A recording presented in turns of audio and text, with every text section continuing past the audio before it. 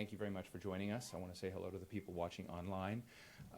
We were expecting about 40 folks, so I hope they will still continue to come in. And I want to thank J.P. Singh of Georgetown University, the author of Negotiation and the Global Information Economy, a newly published Cambridge University Press book that I hope you will all go out and acquire by purchasing or other means, review copies, all those sort of nifty ways of trying to get at what J.P. Singh is offering. J.P. and I are old friends, and we've been having an exchange for years over trade, rational choice theory in the social sciences, and I tend to be the guy who is the Hamiltonian believer in the way that policy and government and its structures and institution and culture and language matter as the sort of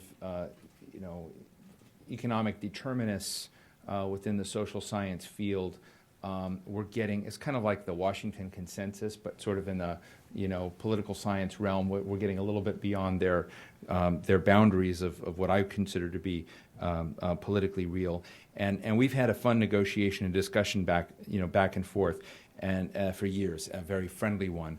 And I think that J.P. Singh is one of the brightest and most thoughtful commentators on how to think both about the world of IT, but also about the world of politics and moving stuff forward, building structures and institutions, and being introspective enough to know that people like me get some stuff right now and then. And I know this because he often uses my articles in his classes. So whether or not he's usually saying I'm wrong, but at least he's letting his people read my stuff. But do welcome Associate Professor of Communications for Culture and Technology from Georgetown University, J.P. Singh, to talk to us about his book, and then we'll engage in a discussion. Thanks very much. J.P. Singh.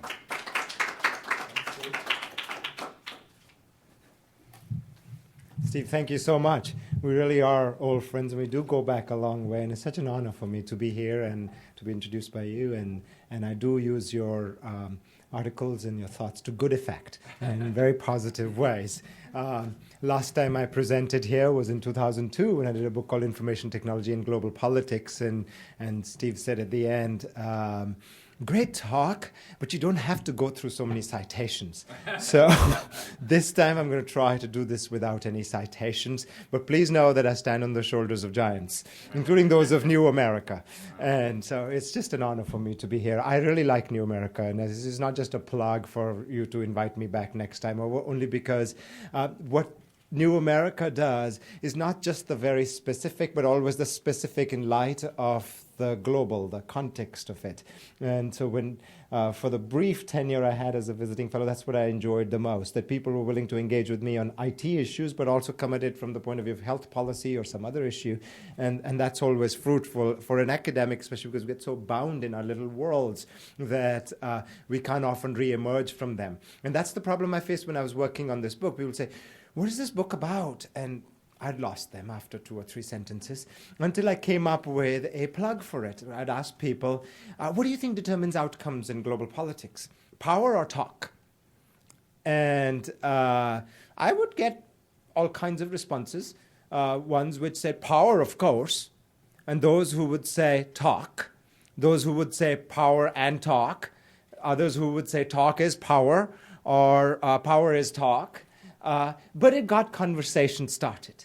And at some level, negotiation in the global information economy is about those kind of conversations. So instead of taking you blow by blow through what the cases that inspired this book and how I led up to the kind of conclusions that I did, I'm actually going to talk about sort of the broad implications of this book for diplomacy in general. Okay. The book is called Negotiation and the Global Information Economy because the cases are drawn from the global information economy. But the tenor of the book is really in terms of making us hopefully think about the value of negotiations and diplomacy. Diplomacy being the broader ways of effecting certain kinds of foreign policy maneuvers or objectives, and negotiation being the set of tactics that we use for that. I'm going to go through 5 of them. I'm going to call them myths in the general sense of being these sort of fictional narratives, however based in substance they might be, amidst us in terms of diplomacy. And I'm going to touch on each one of those 5 narratives to see what this book says about them. Let me just start with a particular example that might help me to frame those 5 narratives later on.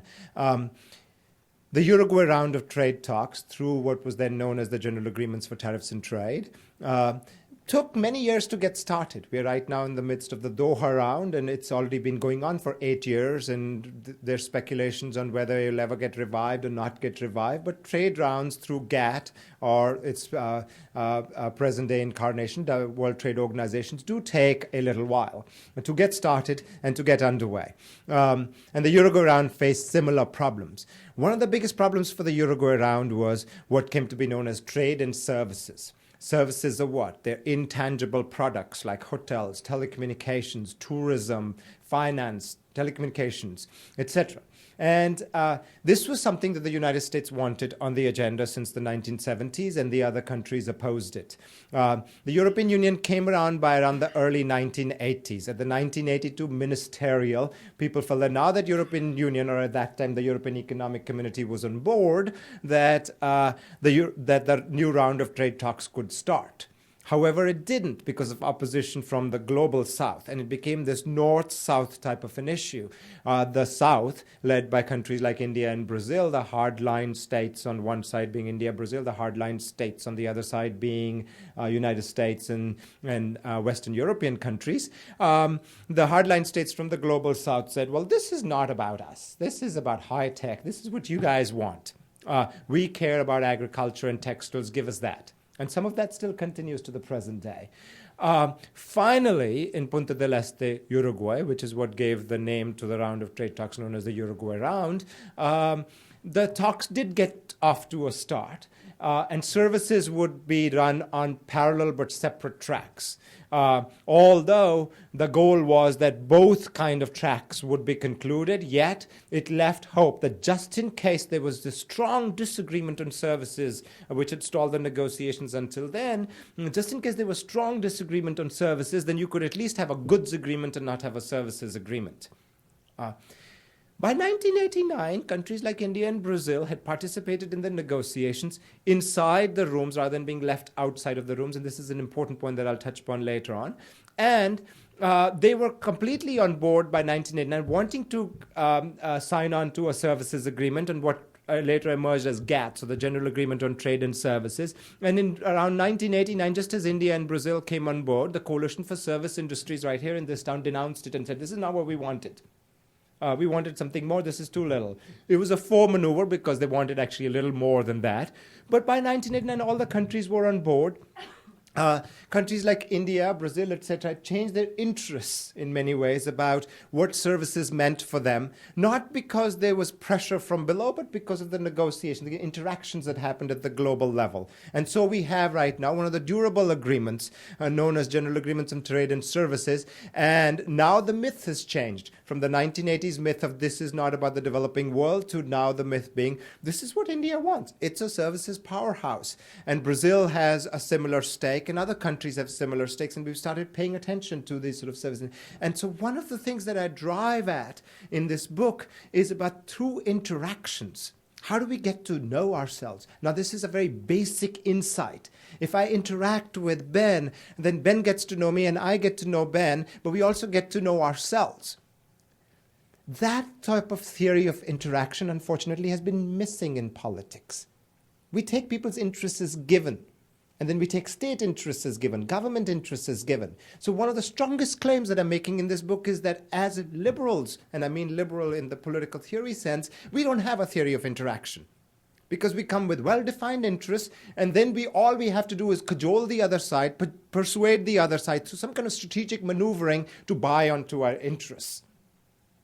And I'll come back to that conclusion later on, but this is sort of the frame that I'm going to use to talk about the 5 myths about diplomacy and negotiations.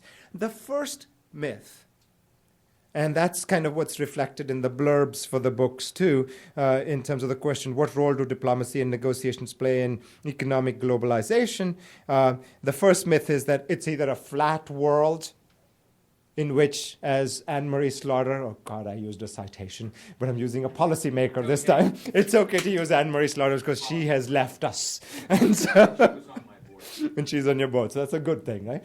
And so Anne-Marie Slaughter says the world is networked, and in networks people talk, and it's about talking and persuasion. There's a camp which truly believes in that, and then there's another camp which says, no, the world's not flat. It's hierarchical. Power matters. Okay? And so we keep reliving that moment where the strong do what they can and the weak suffer what they must. I try to parse through that debate, not in terms of coming out for one or the other, but by really saying, what are the conditions under which we would find a hierarchical kind of a world versus a flat type of a world? And what I find is that sometimes the hierarchical world becomes, to use Friedman's term, flat, and other times the flat world becomes hierarchical. It is always going to be the interest of great powers to make a flat world hierarchical. Right here in this town today, there's a lot of advocacy that the United States trade representatives should make public talks going on in the name of national security on intellectual property. It's known as the ACTA agreement. They are not going to make public the text for intellectual property issues. It's a very sort of unusual case of a case of a flat power scenario being made a hierarchical one. We're going to leave people out of the rooms. We're just going to negotiate among ourselves. And instead of seeing a flat world would be what? Where there are many actors, governments, civil society actors, transnational corporations, others, media. That's the flat world. The hierarchical world will be few governments, not many issues, but a kind of a singular type issue, or framed as a singular issue, in this case, national security. USTR actually shouldn't be worried about national security, but in this particular case, we've made an intellectual property issue into a national security issue. But that's a kind of a singular issue, which then allows the great power to say, either you're for security or you're against security. So instead of just saying, here we are in a flat world or we're in a hierarchical world, in this book I go through the temptations among great powers to make the flat world a hierarchical one, and for the others to make a hierarchical one a flat one. And I also discuss a few cases in the book where it may not be great powers doing so, right? Where it may be a lot of bandwagoning on the part of, for example, non-US actors to gang up on the US to drive it towards a bilateral sort of a scenario. Right? So I'm not saying only the great powers are guilty of that, but great powers have a much easier time of making into a hierarchical distribution. I kind of turned the scenario on its head. Rather than saying we live in a flat world, therefore this happens, or we live in a hierarchical world and therefore this happens, I have a starting point where it's one or the other, and then I show how it might change and how it may be the interest of particular actors to get towards the next world. Towards a particular type of an outcome. So it's neither, for me, hierarchical nor flat. It depends. And it depends on the way that the great power wants to act on this. Oftentimes, they will go into it and say, well, we'll stay with the diffuse power because we want this type of an agreement. And the other actors buy, and actually, that's what really happened in services. Okay? It was too many issues. In fact, there the US probably didn't have a choice. In intellectual property, what you could say, well, it's just about one thing, piracy. In services, you can't say that. You can't say it's just about this one thing. Well, what would be that one thing? Right? And so it stayed diffuse. There were lots of factors. There were lots of, the actors in the international relations sense of being lots of players. There were lots of players. There were lots of issues. And you couldn't do that kind of divisive us versus them thing. You had to invite everybody into the room. And then brainstorm. So in the global negotiations on services, one of the examples I take in the book, you have the so-called green room process at the World Trade Organization at that time, the GATT, which included several players instead of just 2 or 3 players. And there was a lot of brainstorming that went on inside the room. Right? So that leads me to the sort of the second myth about negotiations and diplomacy, that diplomacy is about strategic posturing. Okay? And this actually is where the academics have made the most difference in terms of foreign policy. You go, you know what you want, and you posture. You play these games with other countries, and they're always strategic games. You make credible threats on the rest of the world, and therefore they capitulate or they understand you. In academic terms, we often call them game theory, and we use game theory language to talk about the so-called prisoner's dilemma, where it's going to be the incentive of every prisoner to cheat and go for a suboptimal outcome. The same thing that Rousseau was talking about in The Stag Hunt. Now, it's never going to be in the interest of hunters to join collectively to hunt for a stag, and somewhere along the way, they're all going to go off for a rabbit. That's strategy. They're games of strategy. What I get to in this book through sort of the historical narrative that I present is that they're equally, not can be, they're equally about problem solving. They're not just about strategy. They can be about dialogues. I was delighted to hear the word dialogue over and over again from Obama's last trip to Europe, and he used it several times over. I come to listen, I don't come to lecture. Lecturing is about posturing, saying listening or problem solving. That's an entirely different type of a language for diplomacy, and it has happened throughout history. In the services negotiations, what happened was not that finally India, Brazil said, oh, now we finally see the light, United States. What happened is they were in the rooms, they started designing a measure, and they designed it in such a way that by 1989 they realized they had something to get from it. A lot of problem solving took place. Now, this was, for me, kind of the biggest surprise. The child of economics and international relations that I am, my academic training did not prepare me to listen to the language of problem solving that I was hearing from the diplomats. We were in the room, we didn't know what to do. And then somebody said something, and that resolved the dilemma. US and the European Union, one of the biggest trade disputes they had at the turn of the century was over data privacy. It stalled at one time. What somebody calculated was at that time $130 billion worth of trade, because there are particular strictures within the European Union on the way that data can be exchanged among various parties. And there are all kinds of philosophical beliefs about how the Europeans think about data versus the way that the United States think about data. But it was stuck on the fact that they could not exchange data. And if you cannot exchange data, that's the death of electronic commerce. So it was a huge dispute. It was one of the biggest trade disputes there. And the two parties just stalled on ideological beliefs and others. The Europeans kept coming to Washington, and the Washingtonians kept going to Brussels, and nothing was moving. And the US kept saying, you know what, we just have voluntary self-regulation in terms of data. I'm sorry, we can't do anything more than that. And then one of the people I interviewed at the trade director in Brussels, she said, one day we said, well, what if they don't implement, then what? And said, well, then the FTC can step in. They said, well, that's not voluntary self-regulation. What do you mean FTC can step in? And they said, well, that's what we mean by that in the US context. And Ira Magziner and David Aaron and others who'd been involved in those talks had said that over and over again, but it hadn't come through. Once the Europeans realized that voluntary self-regulation in the US context meant something different than what the Europeans thought about it, it led to what came to be known as the Safe Harbor Agreement. And that cleared up the way for electronic commerce. But it was problem solving within those rooms. At a point where listening began to happen. So and one of the other sort of things in terms of problem solving is that for problem solving to take place, you have to develop sufficient amount of trust. You may have to listen to the other side, and you may have to really think that your worldview is just not going across to the other end. And I've used a particularly difficult example, which may not even get characterized as problem solving, but I call it that.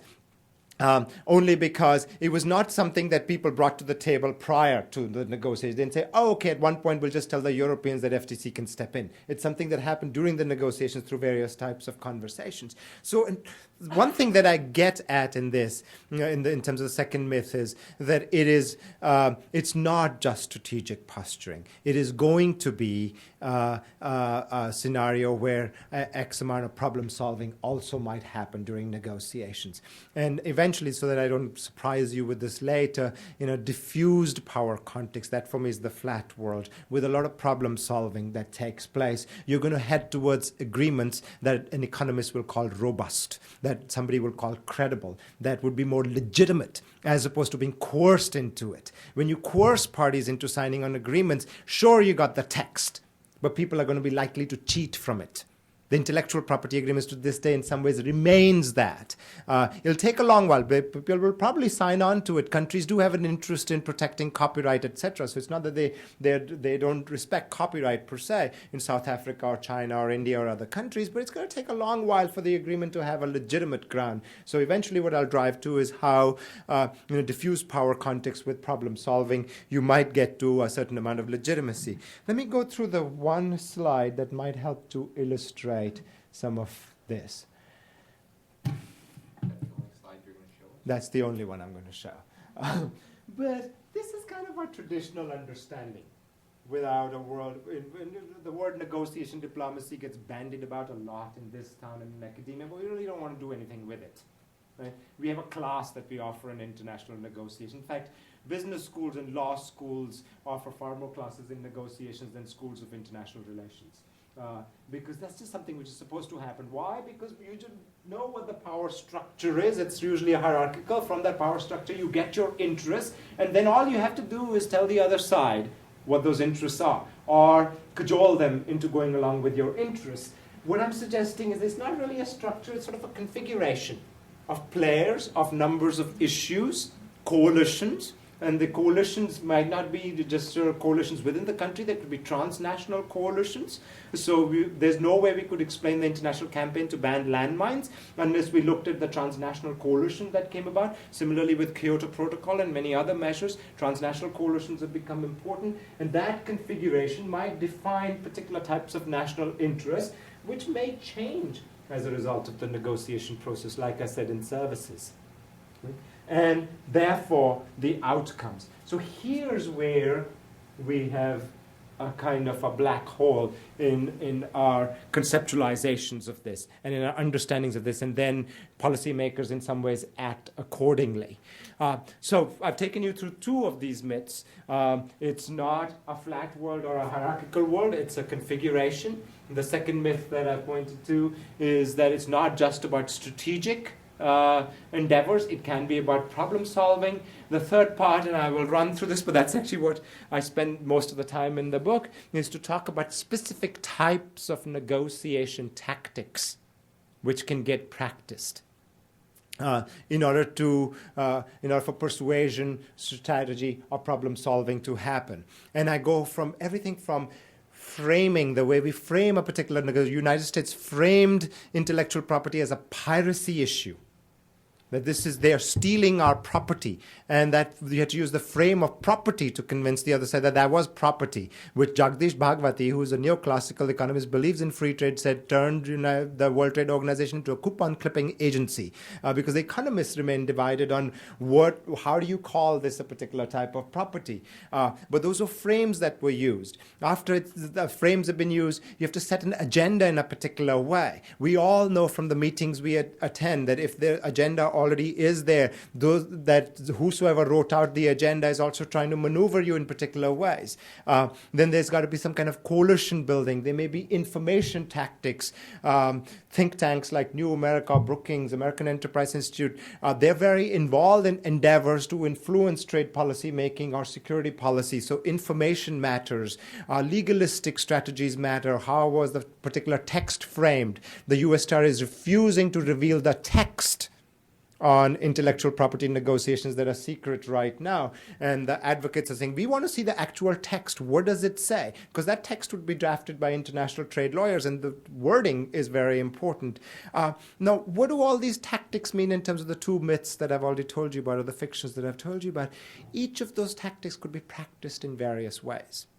If you're going to posture, you're just going to say, this is about piracy, you're stealing my property. Right? Somebody else could come in with a totally different frame to it, which they did. Even on the intellectual property issue, there was a global coalition which came out and said, do you want people to die? It's about death to us. It's not about piracy. And that counter-framing then led to, at the beginning of the Doha round, a global public health declaration. That counter-framing can also come from technocratic type of tactics. Economists and others began to show that the drugs used for tropical diseases, which would be supplied to Africa, Latin America, and other countries, only account for less than 1% of the total revenues of the pharmaceutical industry located in Philadelphia. It wouldn't be a huge drain on their revenues. But if you left some strategic lawyer to frame the text, you say, we cannot open this floodgate, you don't get anywhere. But problem solving would then clearly mean that if it's less than 1%, then maybe we can create a fund, as measures began to develop over here. Maybe we can create a fund which delivers these drugs and yet respects patents and other measures. So in other words, by themselves, each of those tactics don't mean anything. It depends on how they get used. And it's always going to be somebody's temptation to use them in such a way that they become strategic rather than moving us towards problem solving. And I'll come back to this point again, hopefully, in the discussion too. The fourth myth that I go through then is that in as much as negotiations are interactions, in as much as negotiations are about problem solving, in as much as negotiations help us coordinate and collaborate, that they're about global governance. Okay? We are not going to have a global government, but we do need global governance. What does governance mean? Governance is about implicit and explicit understandings about various global players on how to resolve particular kinds of problems in their midst. And at the level of global governance, diplomacy takes on a very different hue than one which we would attach to it in terms of just being a strategic endeavor. That means it becomes a collective endeavor. Some of the critics of diplomacy are actually, they're not exactly schizophrenics, they're very ones who have said the greatest things about diplomacy have also backed away from a stance where diplomacy is not a strategic endeavor. Even somebody like Hadley Bull. He wrote the book The Anarchical Society, which remains one of the foundational documents in the field of international relations. Hadley Bull was very afraid where diplomacy wasn't secretive, where it wasn't just a few players. He was afraid of what he called the loudspeaker diplomacy, because he said, as soon as you open this up, there is no way that the sovereign states could come to an understanding with each other. And that's kind of what the USTR has said yesterday in saying sovereign states should be allowed to close the doors and not have to reveal their texts. Well, so much for open covenants openly derived at. But sovereign states need to close their doors and then decide this. And that's what Hadley Bull was advocating. Close your doors. Don't let the media in. Don't let anybody in, because then it'll be loudspeaker diplomacy. And he had a legitimate point in that. It becomes too dysfunctional, too noisy, and then you'll never be able to coordinate. However, there is another way of looking at this diplomacy. What if it wasn't strategic posturing? What if it was about problem solving? What if there were chains of accountability among the players? Right? Some people have argued that diplomacy is too elite a realm. It'll never be democratic. Why won't it be democratic? When you look through those pieces, what they're really saying is they're elite players, they meet in elite rooms and they shut the doors, and how is that democratic? So let just diplomacy do what it has to do in its undemocratic ways, and let's just have to live with that. But diplomacy can be very democratic. There can be chains of accountability. From the green room at the World Trade Organization, you can have chains of accountability down to the farmers.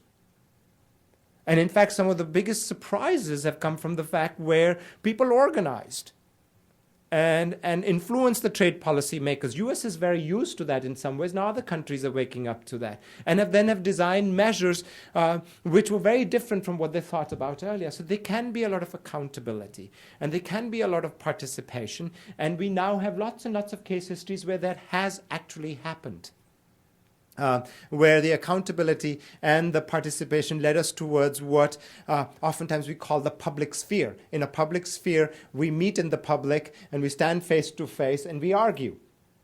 Diplomatic realm has been called the non-public sphere because it's too elitist, but can start to meet the conditions of the public sphere. And in fact, the very loudspeakers that Hadley Bull was worried about can help us deliver us towards that kind of public sphere, because then you're being watched. And then there are chains of delegations of accountability that happen along the way, and people began to participate. Another problem we have with diplomacy as global governance is precisely what I mentioned earlier, that it's too strategic for people. We would like governance to be about problem solving, but what I've been arguing all along is that it can be about problem solving. It has been about problem solving. So the fifth myth that I would like to move towards, or the fiction, especially in the United States, is what is this thing called multilateralism? Especially the ism at the end, we see as an ideology. Does this mean we have to compromise our interests? And what does it mean? Well, what it means is it means for me an empirical fact. It's here. Whether you call it an ideology or you don't call it an ideology, it's right here. Multilateral efforts are the way diplomacy is conducted now from the Congress of Vienna and earlier onwards. In the 19th century, multilateral diplomacy often didn't get practiced. But more and more and more, most of the kind of global problems that we have in our midst take on a multilateral hue, even if there are only two players in the room. Even when a great power comes in and says, here's the text, sign here, sign here, sign here, in other words, making it a bilateral maneuver, there are multilateral implications of it. So it leads me back to something that François de Callière was talking about in the year 1714. His is one of the foundational texts we use in any kind of a school of diplomacy on the manner of negotiating with princes. And in year 1714, or 1716, I don't quite remember the exact date, somebody correct me if you have it, François de Callière was writing this book for the similar kind of purposes that Machiavelli was writing his book called The Prince. He wanted the foreign service officers, whatever they were called back then, in the French foreign service to be trained accordingly. And he told them, he said, you must think of diplomacy and negotiations and as sort of a commerce among nations of such sort that any apple of discord cast by the smallest of sovereigns will have implications for everybody else. It was François de Callière I was hearing when Obama gave his Prague speech. And he told the Czechs, I know that great powers have left you out of the rooms. Right? And it was sort of this evocation of the François de Callière. They matter as a small power, not because US is being particularly nice, but because, to me, he's thinking of the world in a very different way. He's thinking of it in a multilateral way. And so what François de Callière was talking about in terms of the multilateralism was that all nations are joined together as one republic. That was the term that he used. It's one republic. So finally, in terms of wrapping it all up, what I'm basically saying in this book is that you cannot go wrong with negotiating the global information economy. And by the kind of negotiations that are privileged, obviously, in a normative way, and there's normative not in terms of you should be doing this, but normative in terms of what falls out of the empirical evidence in this book, is that where the diffusion, power diffusion stays power diffusion, where there's a lot of problem solving that takes place, where we think of it in terms of global governance, and we act accordingly in terms of the particular tactics, and we recognize that we are in a multilateral context, we cannot go wrong. So that's sort of the broad lesson I have here. Thank you. Thank you very much. Oh, no, leave it up there. Is there any way to get this back? Yeah. Get it back. Fascinating discussion. And what I wanted to ask is, you know, as I think about sort of advising the prince, as you just sort of talked about, and put a historical context on this, but to sort of, you know, go a bit more near term. I, as someone concerned in thinking about geostrategy, can we have the slide back, or is that gone? It's coming back on? When I looked at that first flow, it seemed to me that worked in very isolated regimes, or isolated cases in which you either have a tyranny, strong control, or such obvious superpower status that it becomes easy to ignore, discard, not think about it. Say the Tokugawa period in Japan. Take the United States, I suppose, right after World War II. I mean, there are things like you can look at that. Now, I would also say that period in, you know, you can also sort of move down here in that period of the United States that we invested a lot in at least pretending to build stakeholders through the pretense of negotiations and whatnot, but nonetheless we built a liberal order along the lines John Eikenberry talks about, that nonetheless was our order. And you can pretend that there was a lot of back and forth and communication and negotiation, but the outcome was there. What I'm interested in is where we are today, because when I come to this question where you're at the end on multilateralism, that it's always been there, that doesn't help me with the sort of question of relative change in the realities we're dealing with. We could say that we had that under Bush, the Bush administration, right? So let me just take it out of the IT arena and the trade arena, but just power politics.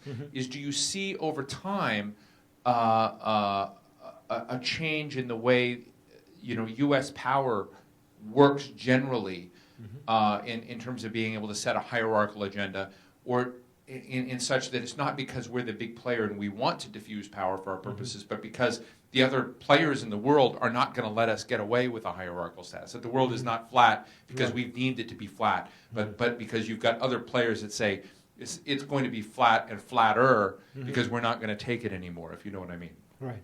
Does that make sense? It definitely does. And I agree with you. And perhaps future generations, or the past generations in this case, will throw shows at us always. And as they have been thrown by, we always want to get back and say, the Congress of Vienna was very simple. That was a simple world. Prince Metternich knew what he had to do. He just had to play off the French against the Russians and get to where he wanted to get. And it was about strategy. And similarly, in the post-World War II world that you're talking about, Soviets understood what deterrence meant.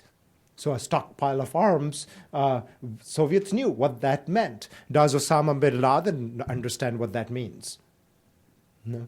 I'm less worried about Osama bin Laden than I am with other new acquirers of nuclear systems, because Tom Schelling, who won the Nobel Prize, said those behaviors had to be learned, that game theory is not natural sort of human rational calculation, that there were learned behaviors, which would be, I think, in this.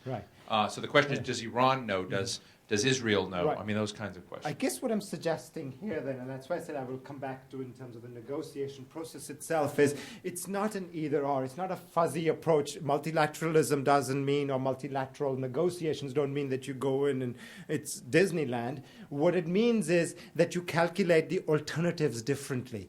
A negotiation is always going to depend on what negotiation theory is called the BATNA, best alternative to a negotiated agreement. Right? And so when we go into a car negotiation, we're trying to buy a car from a dealer, we know what our alternative is. If it's a free car, we don't care what kind of a spiel the car dealer makes us. If our alternative is a free car, he or she's got to match that.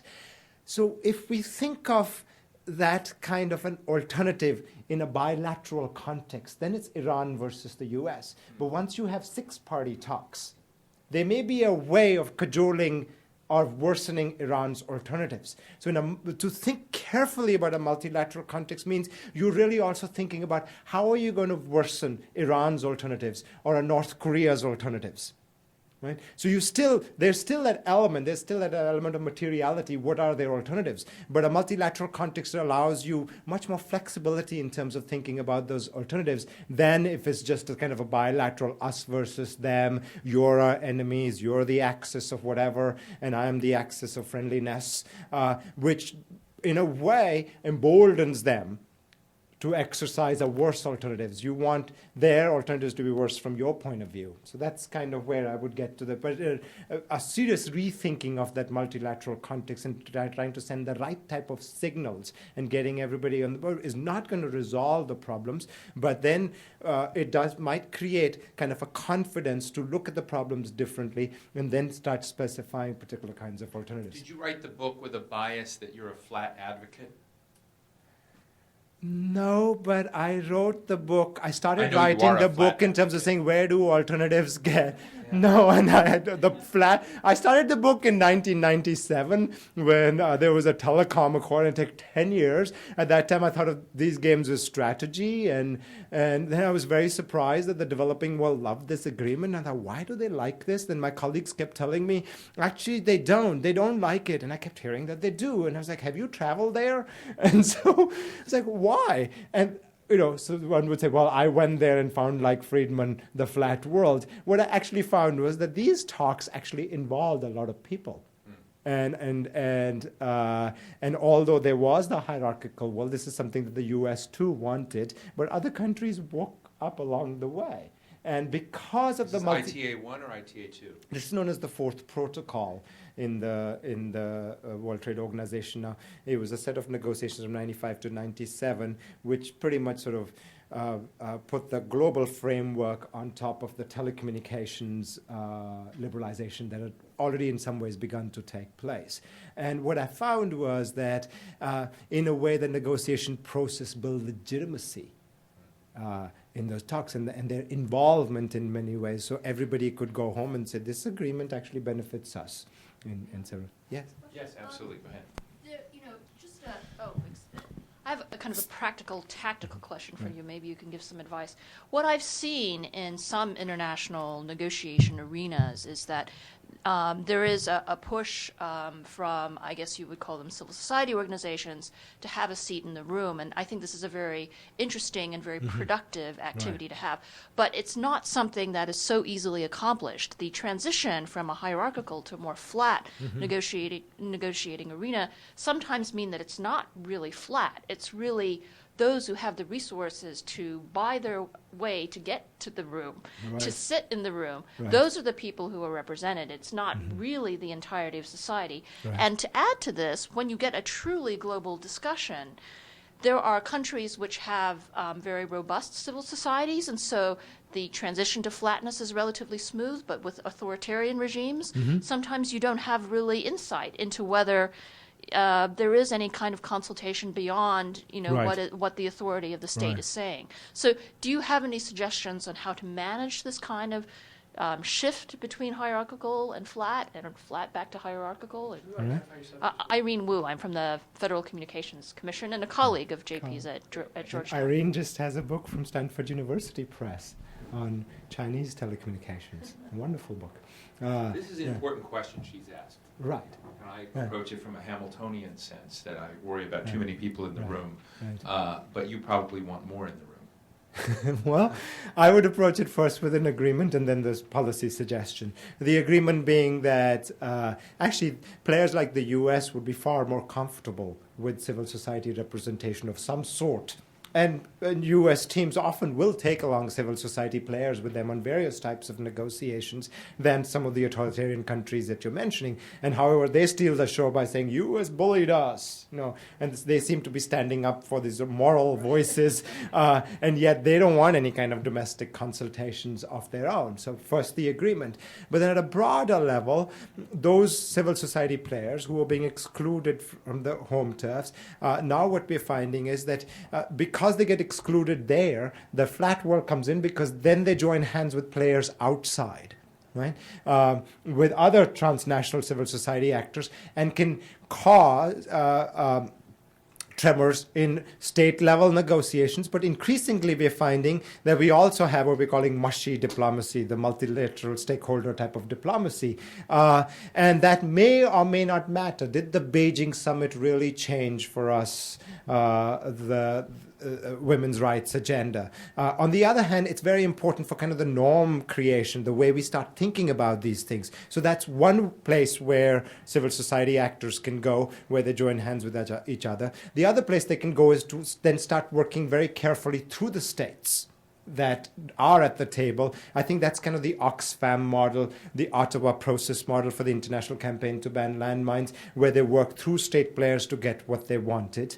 And then the third one would be, and this is where it's sort of a minor suggestion, not on par with the first and the second one, would be that when you're in the room, and this may be a sort of a symbolic in the room where you're really trying to change a negotiation agenda, it can't be the same kind of tactic that you adopt outside the room. Oxfam learned that very well.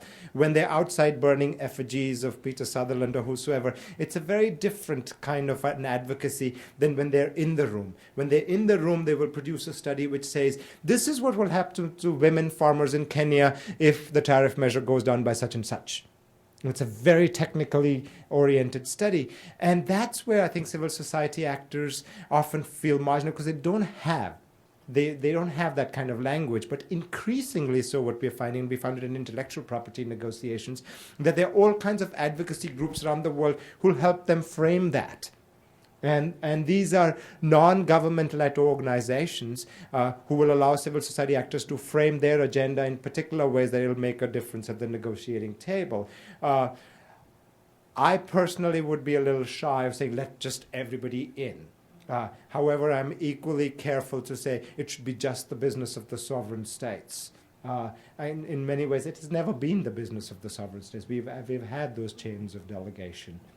Do you have criteria for entry when you're dealing with NGO groups? I mean, one, don't have to go into the question of who establishes those criteria, but is it something other than a subjective process of who looks big and who knocks on the door and says they want to be in the room? Well, I think, if you were asking about my personal experience, it's never been the case that anyone has been excluded. It's a question of whether you can spare a staff person for 2 weeks to go abroad and pay for the airfare, and really that's a substantial investment and an international discussion whether NGOs are how many NGOs are able to do that, prepared to do that, have actually enough to say to sustain discussion in a room. That is a kind of a self-eliminating process, and so the first ones who are able to participate are always the ones that are the most well-heeled. So it's a very socioeconomic, I want to go to some others, Kate, and others, but I want to also say that when I used to be more deeply involved in this question of trade agreements, my sense from going around the world and talking to other players is that they were seduced, that smaller country players were seduced into the information technology agreement regime with promises seductively offered that they would be given support, competency building, training, resources to sort of get up to a higher bar of performance than they could do on their own. And one of the frustrations later when we came to the Doha round and others, and part of the blowback we got was the failure of the higher ordered countries that were setting the terms that didn't follow through with that. Now, I don't know if that's accurate or not. I just know that that is what I heard really from around those players. So while you may have heard enthusiasm at some levels, I heard later, quite a lot of disdain to some degree, and feeling as if the U.S., Europe, and others that were driving that process never followed through with commitments. Just very quickly so that you can get to the questions. I hear that too, and I think all of us hear that when you go abroad. But I think it's the whining one hears about, they made us sign up to their agreement and we didn't really get anything.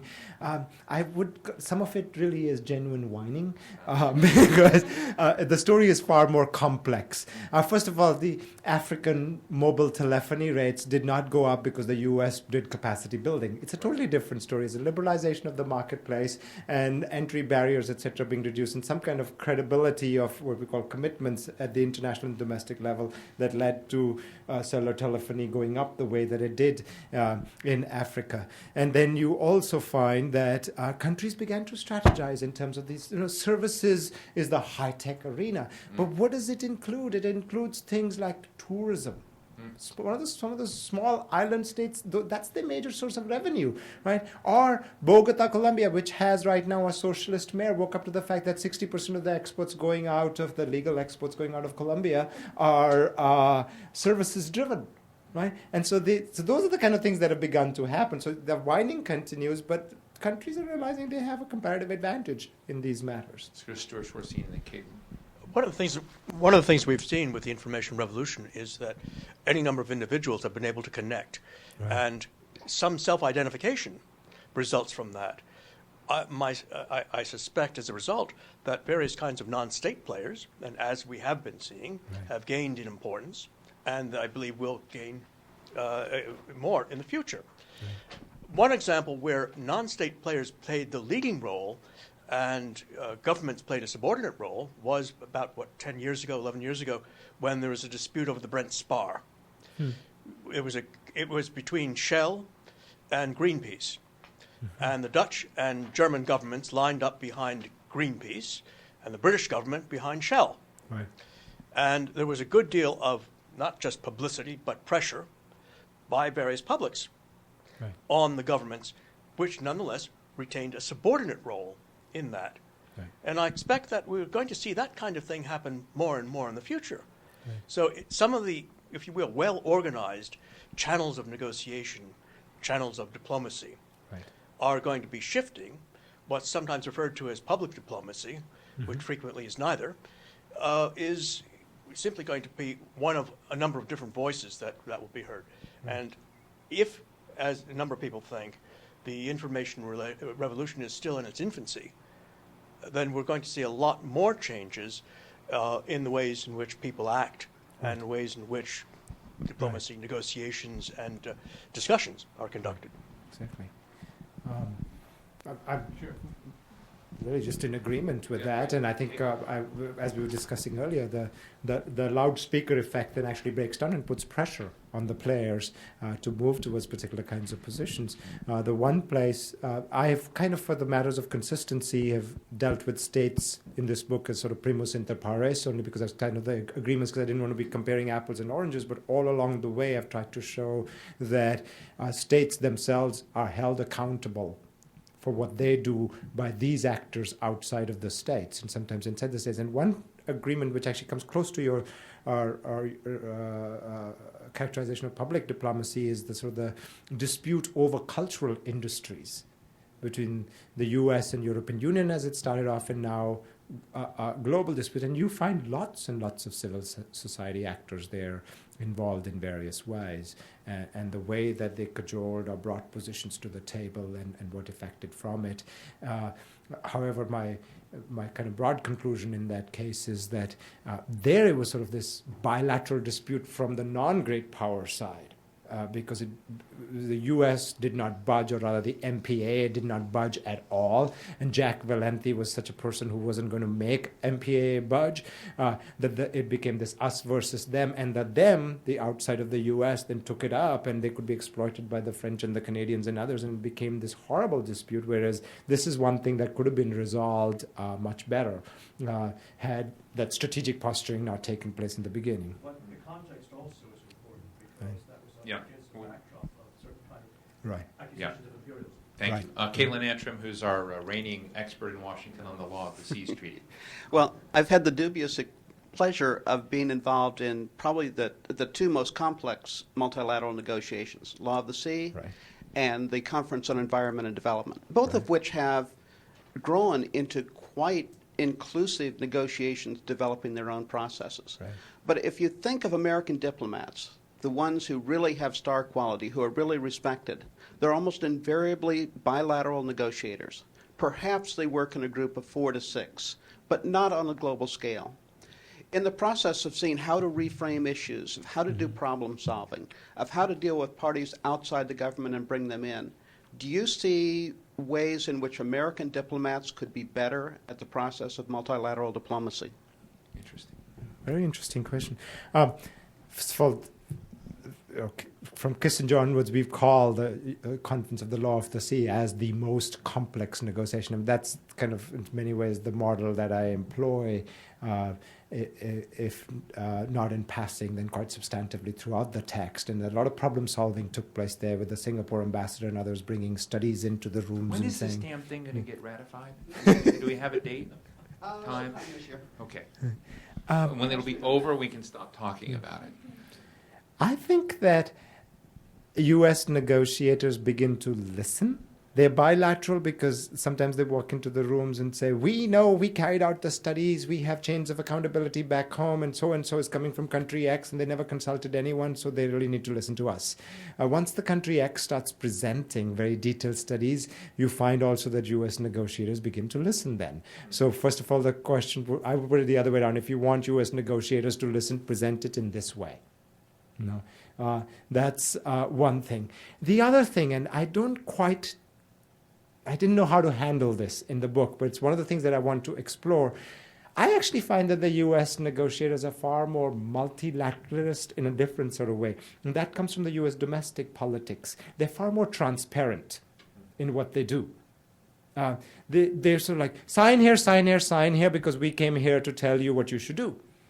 The Europeans will say, sign here, sign here, sign here, don't tell anyone, but your banana exports and your other exports, there's a lot of manipulation behind the scenes, whereas the U.S. diplomacy is far more transparent in that sense. little sort of and I've kind of hinted towards an ethnographic approach in the preface of the book too. I was a visiting scholar at the World Trade Organization, and one of the things I found very interesting was that even though, in the Generalist Council, all the seats are alphabetical, yet U.S. sits bang in the middle, because we know U falls between A and Z, right in the middle. But it has this privileged place in the middle, so that speaks to power. But at another level, what I found very interesting was that at that time, out of the 15 states of the European Union, no one actually ever got up and went over to any side. I found that U.S. diplomats often walked around the room. And to me, that was just really instructive, that they just were very comfortable just walking up and going over to the Trinidad table or some other table. And that to me was, it spoke to me in the ways that U.S. politics domestically, that people walk across the aisle, they'll talk to people. That's where I would start also locating the roots of multilateral. So perhaps we educate U.S. diplomats and schools like Georgetown to be very strategic. But there's another side of American politics, which is about interactions, about listening, about walking across the aisle, about talking to people. And that's kind of the part that, I think is also there. I think that's been our strength in this, is that ability to go talk to everyone as if they're your neighbor. Right.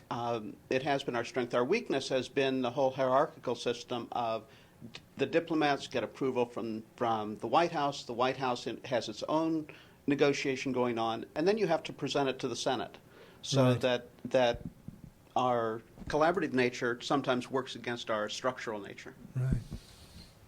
Yes, we'll go to this lady and then to Chow. But I'm going to ask for greater brevity on all parts. Okay. Thank you so much for this lucid talk. I'm Yuta from the American Psychological Association. I'm really excited you're talking about, discounting game theory. And of course, as a classically trained psychologist, I have to pledge some allegiance to it. But we, behavioral economists, now discount game theory and the strategic posturing because it assumes rationality. And my question really is, to what extent do you discuss the role of emotionality and emotions in coming up with good, stable solutions? This is such a good question for GP. Because when you're talking about framing appeals Right. to emotions. Right. And pie expanding solutions are all about taking into account the emotions of the people. Thank you. Emotionality versus rationality. So, Steve knows This it's is a on the really record. good It's question for streaming. me This because is he streaming. knows that I'm going to stumble all over the place and I'm going to show my it's cognitive streaming dissonance. live on the internet right now. It has taken me A long time. to stumble over rationality. I was trained as a neoclassical economist, and my dissertation. Really, really trained. And so my dissertation advisor said, well, you're heading towards being a poetical economist. I said, I'm a political economist. And so now the poetry comes back to haunt me. I've moved away from rationality in that I just never found a basis for it. It was just sort of this assumption that was made, and goal-directed behavior as rationality is fine, but then it doesn't explain anything. How did the goals come about? Who framed those goals? Why did we think of the goals as goals, etc.? So in this book, and that's one of the things I did not go into, one of the concepts that I've been developing all along since the time of a book that I did with Jim Rosenau in 2002 is a concept called meta-power. And that to me helps it doesn't help me to address emotionality, but you don't want to talk about emotions. right. No, because it's a harder issue to tie into a book which is really at the end about diplomacy and global information economy. So it's something that I would like to take up. But meta power to me is that it helps us know what the X and Y is in most of our power equations. Most power equations about how does X get to Y? It's a kind of an instrumental notion in that. But we know who X is and we know what Y is. It's just a question of tracing out how to go from X to Y. Meta power to me is that constitutive dimension of power. Okay? And that constitutive dimension of power means that how we see ourselves and how we define a particular issue is equally important.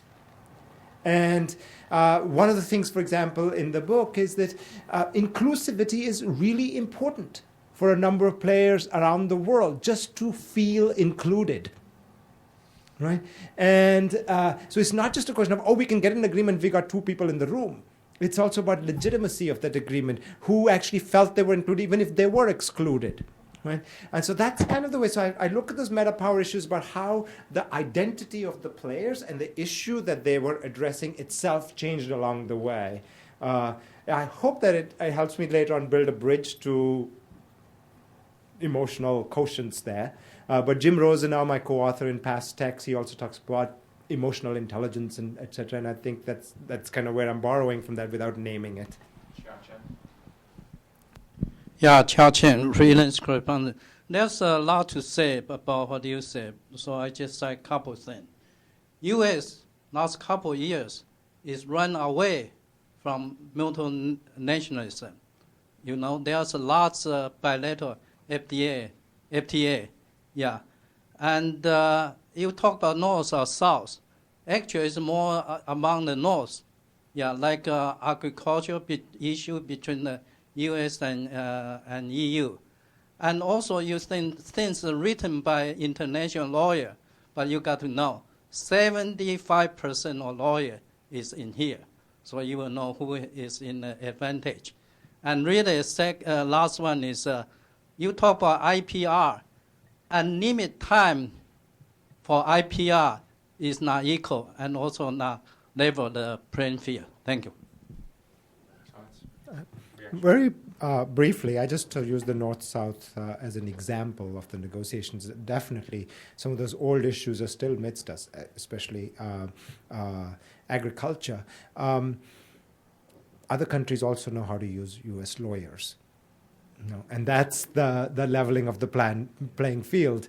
If you're Reliance or a Tata in India today, you know how to employ lawyers in this town to do your bidding for you and others. So that's where the flat world comes in, that people have various options available. This is fascinating. I was in a meeting this morning at the Council on Foreign Relations with our lead negotiator envoy for the Summit of the Americas, David Rothkopf, Julia Zweig, and the head of the Inter-American Development Bank. And I was sort of in anticipation of today listening to them. And as I sort of look at this, the way in which you've laid out a couple of the models, and I would love to see the sort of longer PowerPoint slide, is that I think that this world, which I guess you're saying this doesn't exist quite as much anymore. I mean, it's an example of when I look at the Sum of the Americas and I look at the sort of contending players, the games, Cuba, which has a lot of interest for me in this, the kind of digging deeper into this question of how to balance national interest, define national interest, and the negotiation process is the part that most fascinates me in your work. Because as a player in this myself, I'm always interested in where I can hijack the process to my own mercantile political interests, as others are doing as well. But I really appreciate very much your thinking in this, and I wish you great luck and fortune with the book. And I want to thank everybody for joining us. This is probably one of the smartest lectures we've had here in a long time. It's something about, something we're, not something about we're doing necessarily tomorrow. But thank you very much. Thank you, Steve. Thanks, Jason. Thank you very much. Thank you, everyone, for coming. Thanks for being here.